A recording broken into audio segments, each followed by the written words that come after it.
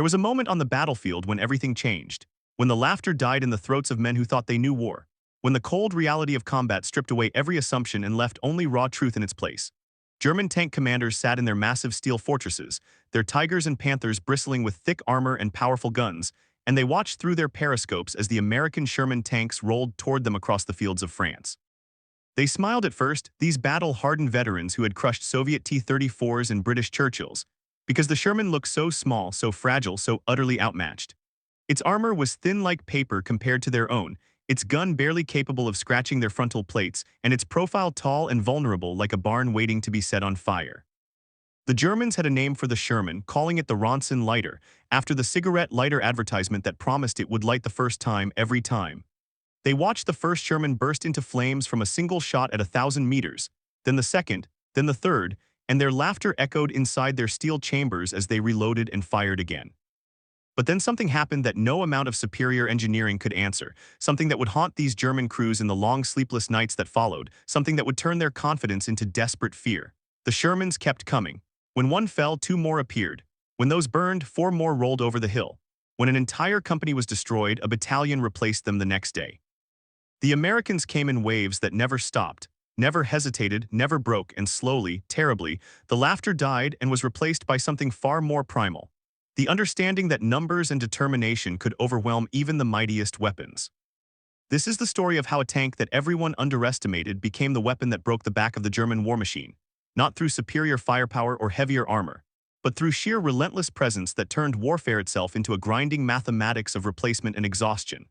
The Sherman tank never set out to be a legend or a masterpiece of engineering brilliance that would revolutionize armored warfare through technological superiority. Its origins lay in the practical, almost mundane calculations of American military planners who understood that the coming war would be fought across oceans and continents, requiring machines that could be built quickly, shipped efficiently, and maintained by crews with minimal training. When the United States Army watched the German blitzkrieg tear through Poland and France in the early years of World War II, they recognized that American tank design had fallen dangerously behind. The existing models were obsolete, underpowered, and completely inadequate for the kind of modern mechanized warfare that was reshaping the world. The Army needed something new, something that balanced firepower, armor, and mobility, but most importantly, something that could be mass-produced in numbers that would dwarf anything the enemy could field. The design that emerged became known as the M4 Sherman, named after the famous Civil War General William Tecumseh Sherman, and it carried the DNA of American industrial philosophy in every rivet and weld. The Sherman was designed not for individual superiority, but for overwhelming collective presence. Its armor was adequate but not exceptional, measuring around 76 millimeters at the thickest frontal points, enough to stop machine gun fire and lighter anti-tank weapons but vulnerable to the heavy guns that German tanks carried. Its main gun, initially a 75mm weapon, could handle most tanks it would face in 1942, but was already approaching obsolescence as German armor grew thicker. The engine was a radial aircraft engine in many models, reliable and powerful enough to push the 30-ton vehicle to 25 miles per hour on roads, making it reasonably fast for its weight. But the true genius of the Sherman lay not in these specifications, but in its production design.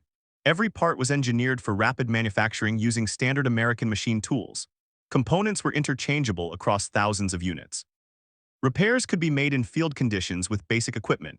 The tank could be broken down to fit through the narrow cargo holds of Liberty ships and reassembled on foreign shores. Factories across America churned out Shermans at a rate that seemed impossible to anyone who remembered the slow, careful production methods of previous wars. Detroit automotive plants converted their assembly lines from cars to tanks. Locomotive manufacturers built them. Steel mills worked around the clock forging armor plate. Thousands of welders, riveters, and machinists, many of them women who had never seen a factory floor before the war, learned to build these machines with speed and precision that turned the American industrial heartland into the arsenal of democracy.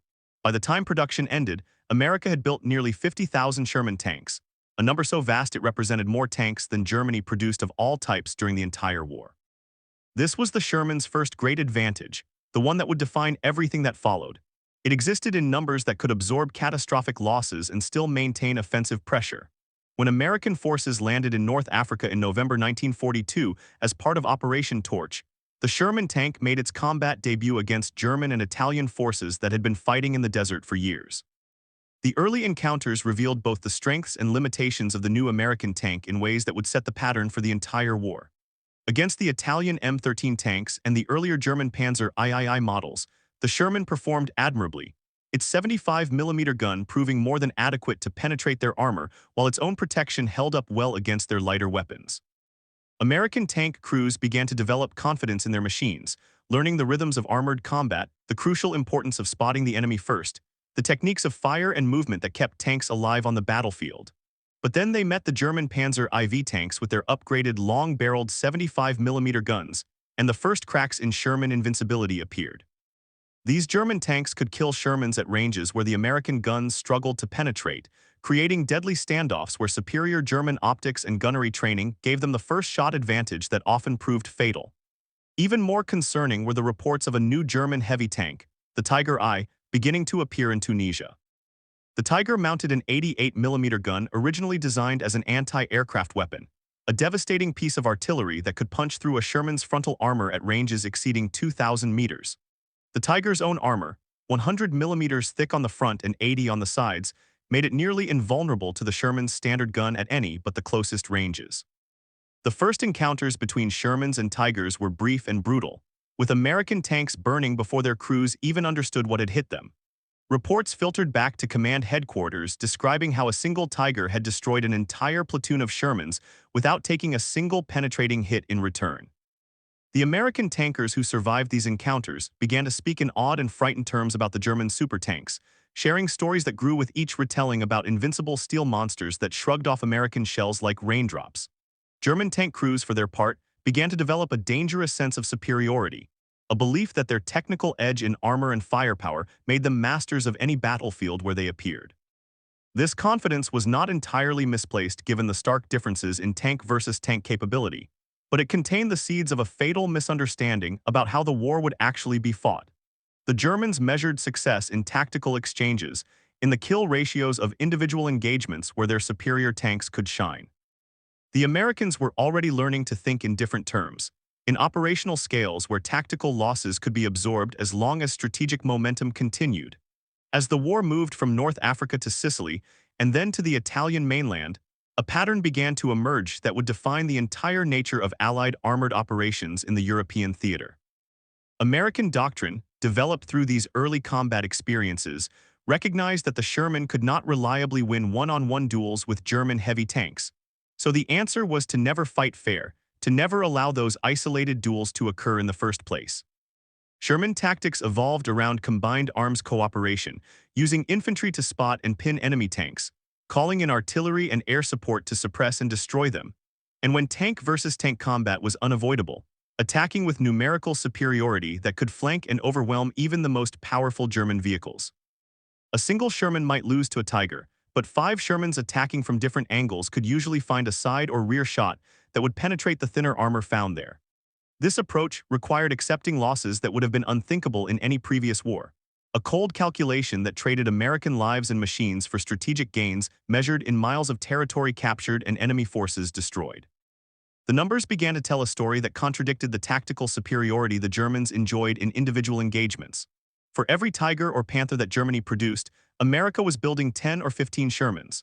For every German tank destroyed, a replacement might take weeks or months to arrive if it arrived at all, as German factories struggled under Allied bombing and chronic shortages of materials and fuel. When an American tank was knocked out, another was already on a ship crossing the Atlantic, or waiting in a depot in England, or rolling off an assembly line in Michigan. The German military was fighting an industrial war with an artisanal production system, carefully crafting magnificent machines that took thousands of hours to build, while America was stamping out adequate machines by the tens of thousands using assembly line techniques perfected making automobiles. This disparity meant that German tank crews faced an impossible situation where every battle was simultaneously a tactical victory and a strategic defeat. They could kill 5 Shermans for every Panzer lost and still find themselves outnumbered worse at the end of the month than at the beginning. The Sherman's mechanical reliability compounded this advantage, as American tanks could be kept running with field repairs and readily available spare parts, while German vehicles suffered from overcomplicated designs that broke down frequently and required specialized components that were increasingly impossible to obtain as the war dragged on. When the Western Allies launched Operation Overlord and stormed the beaches of Normandy on June 6, 1944, the Sherman tank faced its greatest test and its darkest hour. The landscape of northern France, with its ancient hedgerows defining every field, created a nightmare environment for armored warfare that heavily favored the defender. The bocage country, as it was known, consisted of small fields surrounded by earthen berms topped with thick, centuries-old hedges that formed natural walls taller than a tank.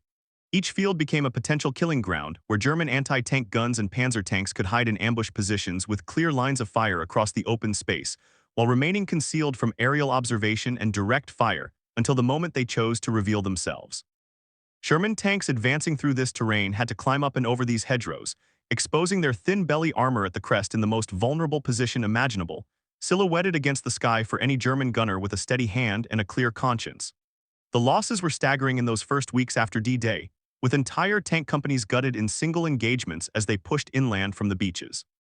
The Germans had concentrated several panzer divisions in Normandy, including SS units equipped with the newest Panthers and Tigers, and these elite formations used the terrain brilliantly to maximize their technological advantages. American tank crews began to experience the special terror of fighting an enemy who could see them before they saw him, who could kill them from positions they could not spot, whose guns could penetrate their armor at ranges where they could not effectively fight back. The psychological toll of these battles showed in the faces of survivors, in the way experienced crews would hesitate before advancing into a new field, in the requests for transfer that came from men who had reached the breaking point of how much fear a human being could absorb and continue functioning. German tank commanders reported their successes with growing confidence, describing how they would wait for American formations to bunch up in the narrow lanes between fields, then open fire with devastating effect, destroying multiple Shermans in seconds before pulling back to the next prepared position. The kill ratios in these engagements sometimes reached 10-to-1 or higher in favor of the Germans, and if the war had been decided purely by tactical efficiency in tank combat, Germany would have won. But the Shermans kept coming, and this was what began to break the German confidence in a way that no amount of armor plate ever could.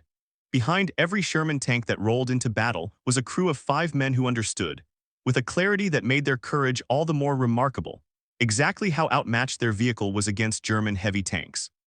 The driver sat in the front hull on the left side, steering with 2 levers while working the gears and managing the Throttchen in a cramped space filled with machinery. The assistant driver operated the bow machine gun from the right side of the hull, his position offering limited visibility and the dubious distinction of being directly in the path of most incoming enemy rounds that struck the front of the tank. The gunner, loader, and tank commander occupied the turret, working in a space barely large enough for 3 men when everything was calm, becoming claustrophobically tight when the stress of combat flooded their systems with adrenaline and the air filled with the smoke and fumes of firing the main gun. These men knew the stories about Shermans burning when hit, about ammunition stored in the hull that could cook off in a chain reaction that turned the entire tank into a crematorium faster than a crew could bail out. They had seen the burned-out hulks of other Shermans, their turrets blown off by internal explosions, their hatches frozen shut by melted metal, and they knew the statistical reality that if their tank was penetrated, they had only seconds to escape before fire filled the interior. American tankers developed a grim sense of humor about their situation, joking that Sherman crews had the highest rate of atheism in the army because there was no point praying in a tank that everyone knew was a death trap. They gave their tanks names, painted them with slogans and symbols, personalized them in ways that helped maintain the illusion of control in a situation where survival often came down to pure chance. Some crews refused to sit on ammunition boxes, preferring to stand or crouch despite the discomfort, believing it would give them a fraction of a second advantage in getting out if they were hit. Others filled every spare space with sandbags or spare track links, improvised armor that did almost nothing to stop German anti-tank rounds but provided psychological comfort. The question that haunted everyone who studies this period is how these men found the will to button up the hatches and roll forward day after day, knowing that the odds were stacked against them, that the enemy had better tanks and better guns, and every geographical advantage the Norman countryside could provide. The answer lies partly in the particular character of citizen soldiers who had volunteered or been drafted from every corner of American society, bringing with them the democratic ideal that ordinary people could stand against tyranny if they stood together. These men fought not from fanatical ideology or blind obedience, but from a more subtle and durable motivation. The refusal to let down the men beside them, the determination not to be the one who broke when others held firm, the deeply American belief that grit and determination could overcome material disadvantages. The catastrophic casualties suffered by Sherman units in the Normandy hedgerows forced American forces to adapt or face the possibility of tactical paralysis that could stall the entire campaign. Field commanders and ordinary soldiers began developing modifications and tactics that would help even the odds and restore mobility to the armor advance. One of the most important innovations came from an unlikely source, a sergeant named Curtis Cullen who observed how the hedgerows were shredding the belly armor of Shermans as they climbed over the earthen berms. Cullen designed a set of steel prongs, welded to the front of the tank, that would cut through the roots and earth of the hedgerows like a knife, allowing the Sherman to push through the obstacle at ground level rather than climbing over it. These improvised attachments, fabricated from steel obstacles that the Germans had placed on the beaches to impede landing craft, became known as Cullen hedgerow cutters or rhino tanks, and they transformed the tactical situation almost overnight. Shermans equipped with these devices could now punch through hedgerows without exposing their vulnerable undersides, emerging into fields at speed with their guns already traversed to meet threats rather than climbing slowly over berms in silhouette. Ordnance units worked around the clock welding these devices onto every Sherman they could, scavenging steel from destroyed German beach defenses, and turning enemy fortifications into tools for their own breakthrough.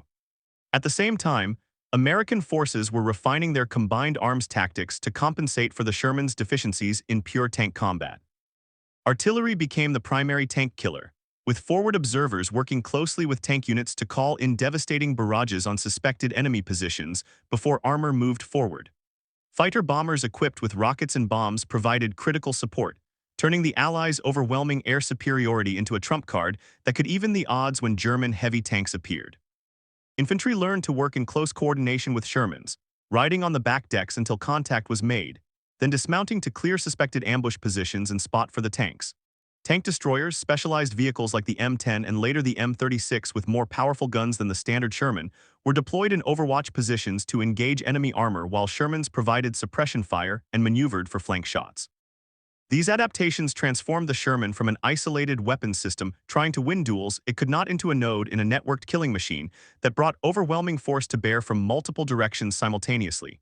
In late July 1944, the Allies launched Operation Cobra, a massive offensive designed to break through the German defensive lines that had contained the Normandy beachhead for nearly 2 months.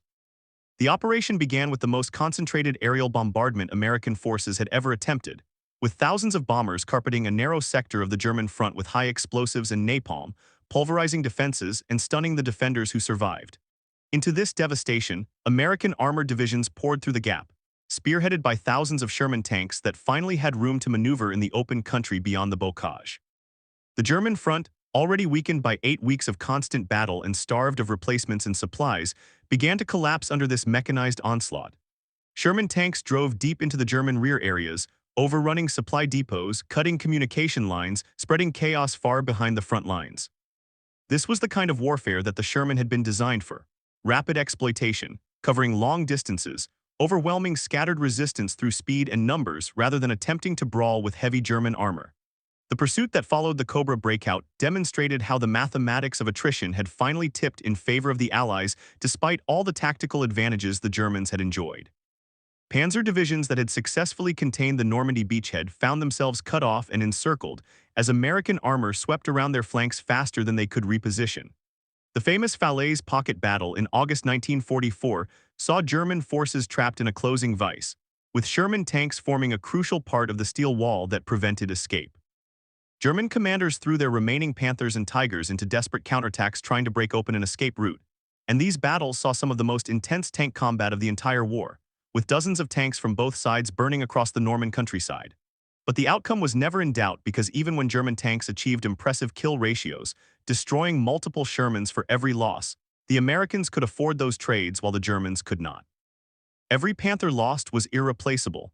Every Tiger destroyed represented a diminishing resource that could not be regenerated, while the Shermans that burned today were being replaced by new tanks arriving tomorrow from the vast American production machine that ran day and night across the Atlantic.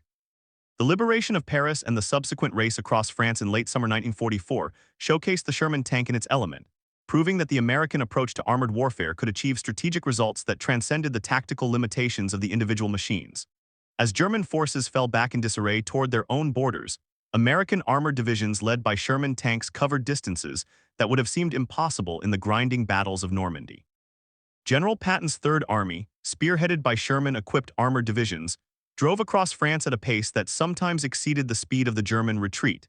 capturing cities and towns so quickly that local populations had barely begun to realize they were being liberated before American tanks were already moving on to the next objective. This rapid advance was possible precisely because the Sherman was designed for mechanical reliability and logistical simplicity rather than combat dominance. While German tanks were superior in firepower and protection, they suffered from chronic mechanical problems that limited their operational range and required extensive maintenance after relatively short moves. The Panther, despite its fearsome reputation, was notorious for transmission failures that could leave entire units stranded. The Tiger, with its complex overlapping road wheel design, required hours of maintenance to replace damaged wheels and tracks. The Sherman, by contrast, was engineered for endurance, capable of covering hundreds of miles with minimal maintenance. Its simpler mechanical systems easier to repair in field conditions with standard tools and readily available spare parts. This reliability advantage meant that Sherman units could maintain higher operational readiness rates, keeping more tanks in action at any given time even as they covered vast distances. The logistical system behind the Sherman advance was itself a triumph of American organizational skill, with fuel trucks, ammunition carriers, and recovery vehicles following close behind the spearhead formations, keeping them supplied and mobile. When Shermans broke down or were damaged, tank recovery vehicles could pull them back to field workshops where repair crews worked around the clock to return them to action. The scale of this logistical effort dwarfed anything the Germans could match, with American trucks carrying thousands of tons of supplies forward every day along routes that engineers kept open despite German efforts to destroy bridges and crater roads. As autumn turned to winter in 1944, the rapid Allied advance that had liberated France and pushed into the Low Countries began to slow and then stall along Germany's western border. Supply lines stretched to the breaking point, fuel shortages forced operational pauses, and the German army, fighting now on its own soil with its back against the wall, stiffened its resistance with the desperation of men who knew there would be no retreat from this line. Sherman units that had grown accustomed to rapid advances found themselves back in grinding positional warfare, attacking fortified villages and prepared defensive lines where German anti-tank guns and dug-in tanks could engage from positions that maximized their advantages. The Hirchen Forest battles in the autumn months saw American armor struggling in terrain that was somehow even worse than the Normandy bocage, with dense woods, steep ravines, and narrow firebreaks creating a nightmare landscape where visibility was measured in meters and ambushes came from every direction. Sherman losses mounted again as German defenders used the terrain masterfully, positioning anti-tank weapons in locations where they could fire down the only available approach routes, destroying American tanks before they could spot the source of fire. Then in December, the Germans launched their last great offensive in the West, smashing through American lines in the Ardennes forest in an operation that became known as the Battle of the Bulge. This massive surprise attack threw American forces into chaos, with entire units surrounded or overrun as German armored spearheads drove deep into Allied-held territory. The offensive featured the largest concentration of German armor remaining in the West, including new King Tiger tanks with armor so thick that they were essentially immune to standard Sherman guns at all but point-blank range. American tank crews faced perhaps their darkest moment of the war as German Panzers, fighting with skill and determination born of desperation, inflicted heavy casualties on Sherman units caught in the initial onslaught. Stories emerged of entire tank companies destroyed, of supply depots overrun, of German tanks advancing faster than American forces could establish defensive lines. For a brief moment, it seemed that perhaps German technical superiority in armor could still turn the tide of battle despite all the attrition they had suffered.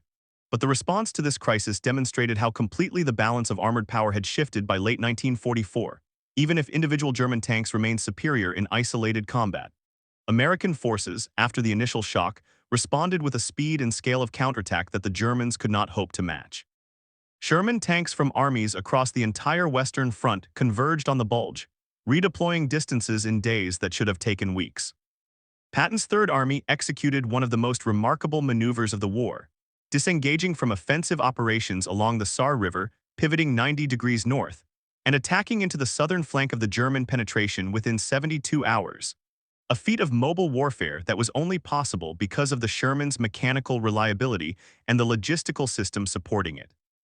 The battles around Bastogne in late December 1944 crystallized everything that the Sherman represented in the Allied approach to armored warfare. The surrounded American garrison, holding a crucial road junction that the Germans desperately needed, became the focal point of the entire campaign as both sides threw their remaining strength into the struggle. Sherman tanks of the 4th Armored Division fought through German defensive lines in brutal winter conditions to break the siege, engaging enemy armor in snow-covered fields, where the first to fire often won because visibility was so poor that combat ranges shrank to hundreds of meters, rather than the kilometers that German optics usually exploited. In this close-quarters environment, the Sherman's advantages in numbers and mechanical reliability counted far more than the Panther's superior gun or thicker armor. American tankers developed tactics specifically for winter combat, learning to use the terrain to close the range where their guns became more effective, calling in artillery to force German tanks to button up their hatches and blind themselves, coordinating with infantry to get close enough to hit the weaker side and rear armor that all tanks shared. The relief of Bostonia marked the beginning of the end for the German offensive, not because American tanks had suddenly become superior to German ones in individual combat, but because the logistical and numerical realities that had always favored the Allies finally reasserted themselves despite the temporary crisis. German spearheads ran out of fuel, stranded deep in enemy territory as Allied air power returned with clear weather and began systematically destroying anything that moved. German tank units that had achieved impressive initial gains found themselves unable to exploit them because they lacked the infantry, artillery, and supplies needed to consolidate their advances. Meanwhile, American reinforcements continued to pour into the battle, with fresh Sherman battalions arriving daily, while German losses could only be partially replaced by stripping other sectors that were themselves barely holding on.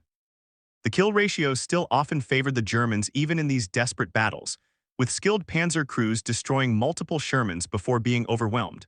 But every German tank lost in the Ardennes was a tank that would never be replaced, while the Shermans that burned in the Belgian snow were already being replaced by new vehicles rolling off American assembly lines.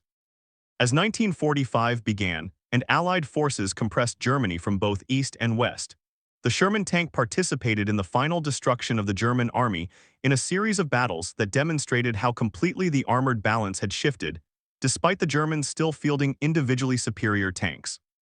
American forces now fielded significant numbers of outgunned Shermans, including the M4A3E8 EZ8, with improved suspension and a higher velocity 76mm gun, and the Sherman Firefly used by British forces with a powerful 17-pounder gun that could finally engage German heavy tanks on something approaching equal terms. Even more importantly, by this late stage of the war, American tank crews had accumulated enormous amounts of combat experience, learning through hard-won lessons how to fight and win against superior enemy vehicles. They knew how to work the terrain to get flank shots, how to coordinate with artillery and air support, how to use smoke and suppression fire to close ranges where German gunnery advantages diminished. The crossing of the Rhine River in March 1945 saw Sherman tanks leading the advance into the heart of Germany, supported by the most sophisticated combined arms coordination the Allies had yet achieved. The rapid exploitation that followed the river crossings showed how mobile warfare could be conducted when one side had total air superiority, overwhelming numbers, and a logistical system that could keep armies supplied hundreds of miles from their starting points. German resistance, though still fierce in places, was increasingly sporadic as fuel and ammunition shortages paralyzed entire units. Panzer divisions that existed on paper had only a handful of operational tanks, their mobility killed not by American guns but by empty fuel tanks and broken parts that could no longer be replaced. Sherman tanks drove through the Ruhr industrial region, across the central German plains, and into Czechoslovakia and Austria, often covering dozens of miles per day against collapsing German defenses. The final battles saw some of the strangest encounters of the war, with American Shermans occasionally meeting the last German super-heavy tanks, including a few prototype Jagdtigers and Maus tanks that mounted guns so large they could destroy any Allied tank with a single shot, but were so slow and fuel-hungry that they could barely move. These meetings demonstrated the bankruptcy of the German approach to armored warfare. They had created invincible monsters that consumed resources far beyond their tactical value, while American factories had built adequate machines in numbers that made individual superiority irrelevant. Behind the statistics of production numbers and kill ratios lay the human reality of men who climbed into Sherman tanks, knowing the odds were against them, and did so anyway because they believed in the cause they fought for and could not abandon their comrades.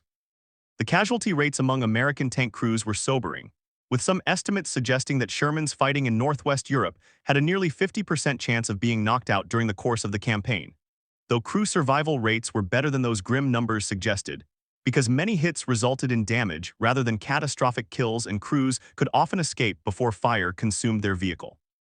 Still, thousands of young men died inside burning Shermans, trapped by jammed hatches or knocked unconscious by the shock of penetration. Their sacrifice made all the more poignant by the knowledge that their deaths resulted partly from accepting technological inferiority in service of strategic necessity. The survivors of these battles carried psychological scars that often lasted their entire lives, suffering from what we now recognize as post-traumatic stress disorder, but what was then dismissed as battle fatigue or simply weakness. Men who had seen their friends burn alive in tanks developed phobias about enclosed spaces, nightmares about fire, survivors' guilt that they had escaped when others died.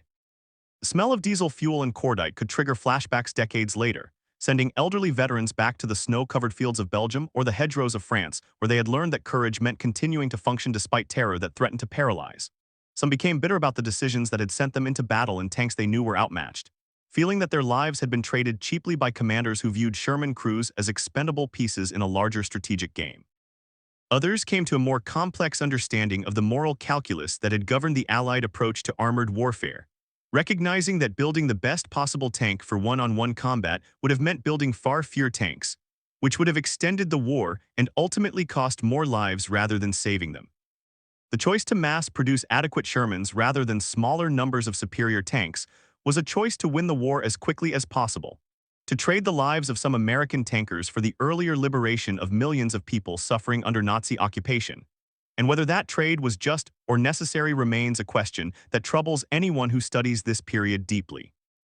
From the German side, the experience of fighting against endless waves of Sherman tanks became a crushing psychological burden that wore down even the most fanatical believers in ultimate victory.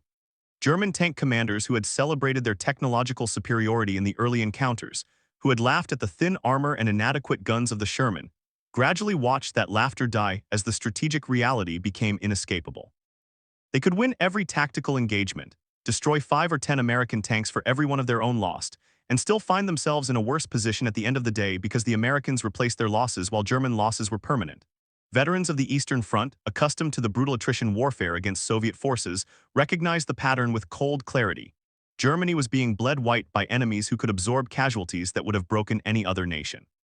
The psychological impact of facing an enemy who never stopped attacking, who returned after every defeat stronger than before, who seemed to have bottomless reserves of men and machines, was corrosive in ways that no amount of armor plate could protect against.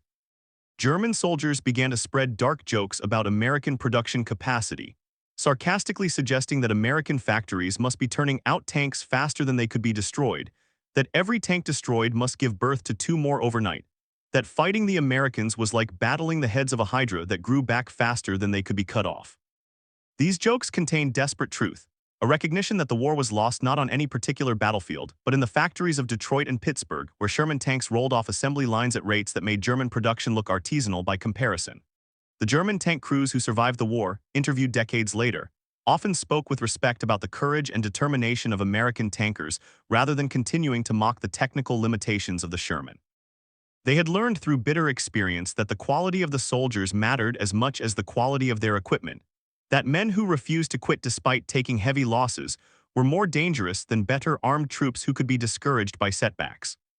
Many German veterans expressed a kind of fatalistic admiration for the American way of war, recognizing that it reflected the industrial and democratic character of American society in the same way that German Panzer doctrine reflected their own cultural values of technical excellence and elite performance. The story of the Sherman in combat was also a story of continuous improvement driven by battlefield feedback and the American military's willingness to adapt its equipment based on real-world performance. The Sherman that fought in North Africa in 1942 was significantly different from the models that ended the war in Germany during 1945, with improvements large and small addressing problems that only combat could reveal. Early Shermans used a 3-piece differential housing that had a dangerous tendency to form a ballistic trap, where German anti-tank rounds striking at certain angles would be deflected downward into the thinner belly armor rather than ricocheting away. But later models switched to a 1-piece design that eliminated this vulnerability. The ammunition storage, originally placed in sponsons on the sides of the hull where hits were likely to ignite it catastrophically, was relocated to the floor where it could be surrounded by water jackets that gave crews precious extra seconds to escape if penetrated. The infamous fire problem, caused partly by the gasoline engines used in many Shermans, was addressed by switching to diesel engines where possible and improving fire suppression systems throughout the tank. The guns themselves underwent continuous upgrading, from the original 75mm to high-velocity 76mm weapons, and finally to the limited numbers of tanks armed with a truly powerful 90mm gun that could finally engage German heavy tanks on equal terms. The Sherman Firefly variant used by British forces became one of the most feared tanks from the Allied side, its 17-pounder gun capable of destroying any German tank in service, though it remained a relatively small fraction of total Sherman production because the gun was in short supply. Armor was increased where possible without compromising mobility too severely, with later models sporting thicker frontal plates and applique armor welded onto vulnerable points. The suspension system evolved from the original vertical volute spring system to the horizontal volute spring system of the EZ-8 model, dramatically improving ride quality and allowing higher speed cross-country movement. Fire control systems improved with better optics and range-finding equipment, helping American gunners compensate for their initial disadvantage against superior German training and equipment.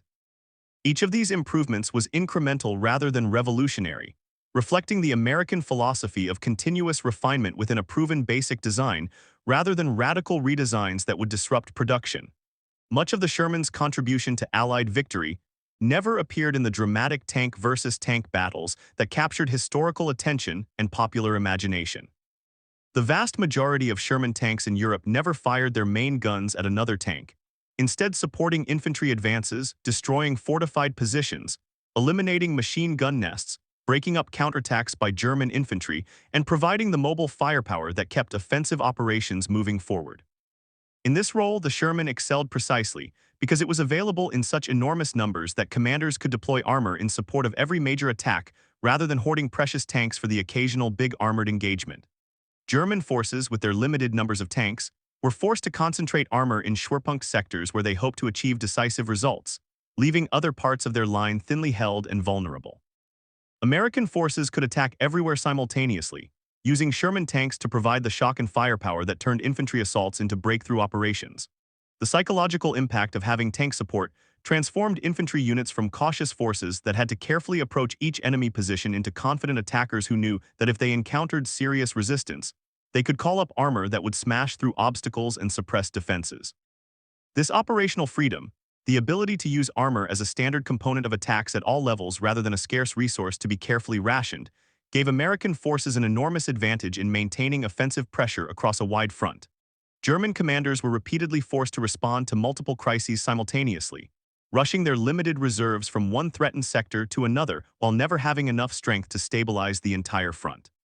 The Sherman enabled this strategy not through superior fighting power, but through sheer availability, through being present in numbers that let American commanders use tanks as a standard tool rather than a special weapon.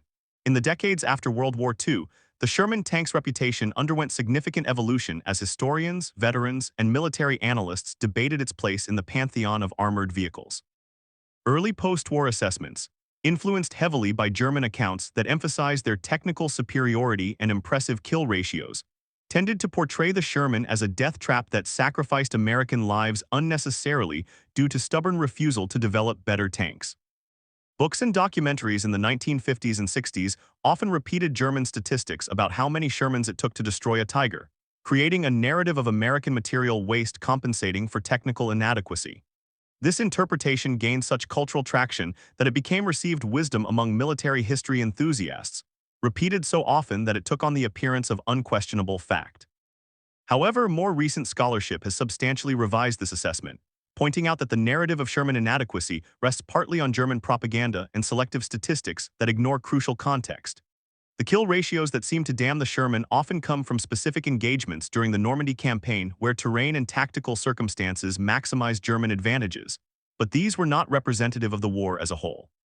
Broader analysis of casualty and loss data suggests that Sherman crews actually had better survival rates than their German counterparts when the entire war is considered, partly because even when Shermans were knocked out, crew escape rates were relatively high, while German tanks that were abandoned or destroyed often took their crews with them as they had no retreat routes back to friendly lines.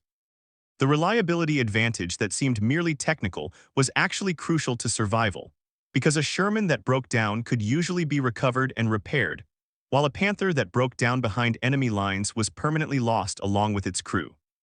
Modern analysis also emphasizes that the Sherman was designed to fight a specific kind of war, one that Allied grand strategy had chosen based on realistic assessment of how to defeat Germany most efficiently given the resources and geography involved. The Allies needed tanks that could be shipped across oceans in enormous numbers, maintained by crews with limited training, kept running through long campaigns with field-expedient repairs, and produced fast enough to outfit dozens of armored divisions simultaneously. The Sherman met all these requirements while the German approach of building smaller numbers of superior but complex tanks met none of them. The endurance of an idea, perhaps the most remarkable aspect of the Sherman tank story, is how long the basic design remained in service around the world, a testament to the soundness of the underlying engineering and the adaptability of the platform. While American forces replaced the Sherman with more modern designs within a decade after World War II, the tank continued to serve in the armies of dozens of nations well into the 1970s and 80s, with some countries operating Shermans into the 21st century. Israeli forces famously used outgunned and modified Shermans as late as the 1970s, finding that the reliable chassis could be adapted with modern guns and engines to create a vehicle that remained useful in regional conflicts. South American nations operated Shermans for decades as their primary armored vehicles, while Middle Eastern and Asian countries incorporated them into their militaries as cheap and available armor during the Cold War period.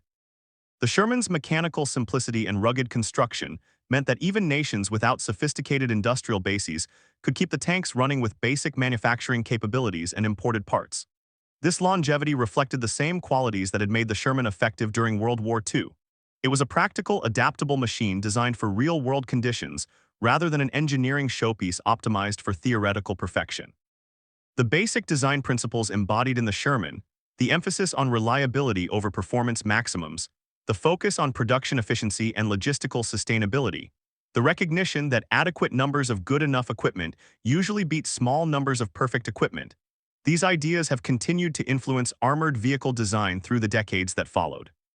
Modern main battle tanks are obviously far more sophisticated and capable than the Sherman, but many of the lessons learned from its success and limitations remain relevant to contemporary military planning. Among the enduring controversies surrounding the Sherman is the question of whether American forces could and should have developed a better tank, given that they had clear intelligence about German armor capabilities well before the Normandy invasion. The U.S. Army had actually tested, and in some cases developed heavier tanks with more powerful guns during the war years, including the M26 Pershing, which mounted a 90mm gun and a heavier chassis with better armor protection. The Pershing could engage German heavy tanks much more effectively than standard Shermans, but it arrived too late and in too few numbers to significantly impact the war, with only a few hundred reaching Europe before Germany surrendered. This has led some historians to argue that the decision to continue mass-producing Shermans rather than switching production to Pershings or developing an intermediate improved design represented a massive strategic error that cost unnecessary American lives. The counterargument points out that switching production to a new tank design would have created a gap of months where production would slow or halt entirely while factories retooled, during which time the existing Sherman inventory would wear out and break down without replacement. The logistical system built around Sherman parts and maintenance would have to be rebuilt for the new vehicle, a massive undertaking in the middle of active campaigns. The crews would need retraining on the new tank, time that would keep them out of combat while German forces used the breathing space to strengthen their defenses. Most critically, a heavier tank with better armor and a bigger gun would be more complex to build, meaning that even after production ramped up, the total number of tanks available would be significantly less than the Sherman numbers that actually deployed. This might have resulted in American forces having better tanks but fewer of them, potentially slowing the overall pace of Allied advances and extending the war. The question of whether trading Sherman quantity for Pershing quality would have saved lives or cost them remains genuinely difficult to answer, as it requires speculating about alternate histories and making assumptions about how different equipment would have changed the course of operations. What seems clear is that the decision to stick with the Sherman was not made from ignorance or bureaucratic inertia, but from a calculated assessment that the strategic advantages of numbers and logistical simplicity outweighed the tactical disadvantages in individual combat performance. When the war in Europe ended in May 1945, Sherman tanks were present in the final scenes of Nazi Germany's collapse, rolling through devastated cities filled with rubble and refugees, standing as symbols of the industrial might and democratic determination that had crushed the Wehrmacht despite suffering heavy casualties along the way. The German tank crews who had laughed at the Sherman in those early encounters, who had mocked its thin armor and weak gun, who had celebrated each tactical victory while their strategic position deteriorated. Those who survived had learned a terrible lesson about the difference between winning battles and winning wars. The laughter had died somewhere in the snows of Belgium or the rubble of the Rhineland, replaced by the exhausted silence of men who understood too late that their technical superiority had been a consolation prize in a contest they were always going to lose. The Sherman had won not through being better in individual combat, but through being present, through coming back again and again no matter how many burned, through representing an industrial and logistical system that could replace losses faster than they accumulated, through embodying a kind of warfare that was less about nightly combat between armored champions and more about grinding attrition that broke armies through exhaustion rather than dramatic battlefield victories. In the final accounting, the Sherman tank destroyed the German army not by killing more German tanks than it lost, but by being part of a comprehensive system of warfare that attacked German military capacity from every direction simultaneously, combining armor with artillery, with air power, with industrial production, with logistical sustainment into a package that Germany had no answer for. The individual German tanks might have been better, the individual German tank crews might have been more skilled, but the American system of warfare that the Sherman represented was superior at the level where wars are actually won or lost. The Sherman's legacy is thus complicated and profound, a reminder that war is not a series of isolated duels, but a complex system where factors like production capacity, logistical infrastructure, crew training pipelines, and strategic vision matter as much or more than the specifications of individual weapons. It stands as both a monument to the courage of the men who fought in machines they knew were outmatched, and a testament to the cold-blooded calculation that sometimes sacrifice in service of larger strategic goals is the path to ultimate victory. Today, the Sherman tank occupies a unique place in both military history and popular culture, remembered through stories and preserved examples that keep alive the memory of both the machine and the men who fought in it. Museums around the world display restored Shermans, their armor repainted to hide the scars of combat, their interiors cleaned of the blood and oil that once covered them, transformed from tools of war into educational artifacts that help new generations understand the sacrifices of those who came before. Veterans organizations have worked to preserve not just the tanks themselves, but the stories of the crews, recording oral histories before the last survivors of that generation pass away, capturing memories of fear and courage, of friendships forged in combat and comrades lost to enemy fire. These stories reveal the human dimension behind the statistics, reminding us that each of those nearly 50,000 Shermans produced represented 5 men who trusted their lives to that steel shell, who faced enemy fire and kept advancing because their cause demanded it and their brothers in arms depended on them.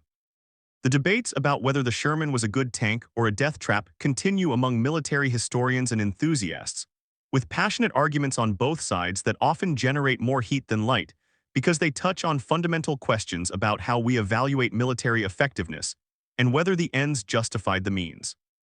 But perhaps the most important lesson of the Sherman story is one that transcends the technical specifications and tactical debates, that wars are won by systems rather than weapons, by nations rather than individual soldiers, and that sometimes victory requires accepting costs that seem unbearable in the moment, but prove necessary when measured against the alternative of defeat.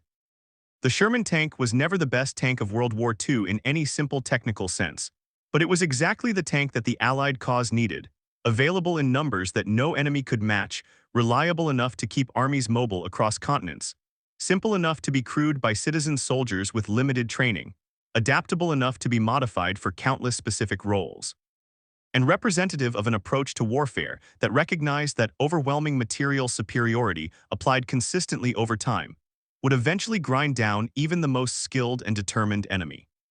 The German tank crews who laughed at the first Shermans they destroyed learned too late that the joke was on them, that each Sherman they burned was replaced by 2 more while their own irreplaceable Panthers and Tigers dwindled away, until nothing remained but the memory of machines that were individually superior but collectively insufficient to change the course of history.